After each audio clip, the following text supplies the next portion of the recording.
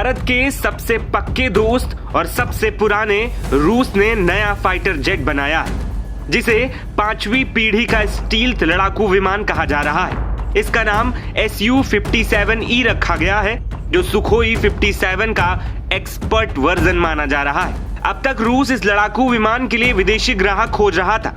इसके लिए भारत के सामने भी कई ऑफर रूस रख चुका था, लेकिन अभी तक भारत ने इस फाइटर जेट को खरीदने में कोई भी दिलचस्पी नहीं दिखाई। लेकिन अब रूस की सरकारी न्यूज एजेंसी टैस ने दावा किया है कि Su-57E जेट को पहला विदेशी ग्राहक मिल गया है, यानी कई सालों की मेहनत के बाद आखिरकार रूसी 5th जनरेशन फाइटर जेट को बिक्री मिल रही है। टैस ने 22 मई को जारी अपनी एक रिपोर्ट में कहा कि साल 2025 से ही विदेशी देश में Su-57E अपनी पहली उड़ान भरना शुरू कर देगा। हालांकि रूस की तरफ से फिलहाल आधिकारिक तौर पर उस देश की पहचान का खुलासा नहीं किया गया। रूस की संघीय सैन्य तकनीकी सहयोग FSVTS ने भी मिन्स्क में मिलेक्स 2025 रक्षा प्रदर्शनी के दौरान खरीदार देश की पहचान का खुलासा नहीं किया था, लेकिन उस संभावित देश का नाम अल्जीरिया होने की संभावना है। अल्जीरिया के सरकारी टेलीविजन और रूसी अधिकारियों के कुछ अलग अलग बयानों के साथ साथ कुछ स्रोतों से संकेत मिल रहे हैं और पुष्टि हो रही है कि अल्जीरिया और रूस के बीच Su-57E को लेकर सौदा हो गया। रिपोर्ट के मुताबिक अल्जीरिया के पायलट पहले से ही रूस में Su-57E उड़ाने की ट्रेनिंग ले रहे हैं। रिपोर्ट के मुताबिक इस साल के अंत तक रूस कम से कम Su-57E लड़ाकू विमान के 6 यूनिट अल्जीरिया को सौंप देगा।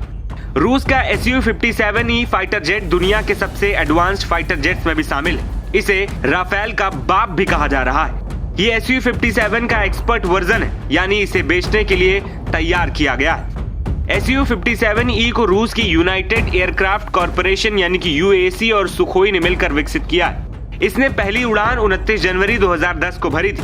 अल्जीरिया और रूस के बीच सौदा होने के बाद अब सवाल यह है कि क्या Su-57E आने वाले वक्त में भारत जैसे देशों के लिए अमेरिकी 50-35 या चीनी J-35 या J-20 स्टील्थ फाइटर जेट्स का मुकाबला करने का विकल्प बन सकता है। Su-57E लड़ाकू विमान हर उन खूबियों से लैस है जो एक 5वीं पीढ़ी के स्टील्थ फाइटर जेट में होने चाहिए।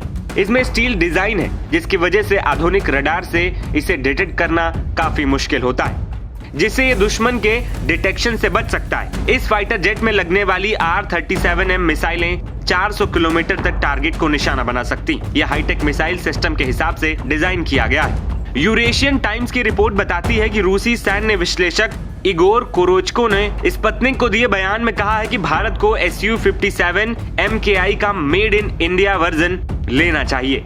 ये R-37M जैसी घातक मिसाइलों से भी लैस हो सकेगा। रूसी ब्लॉगर्स ने इस फाइटर जेट को राफेल से भी बेहतर बताया। रूस ने ये लालच भी दिया है कि यदि भारत इसे खरीद लेता है तो सुखोई 30 मेड इन इंडिया का निर्माण करने वाली भारतीय कंपनियां ही इसका निर्माण कर सकेंगी। अब सवाल है कि भारत इस डील में हाथ क्यों नहीं डाल रहा है।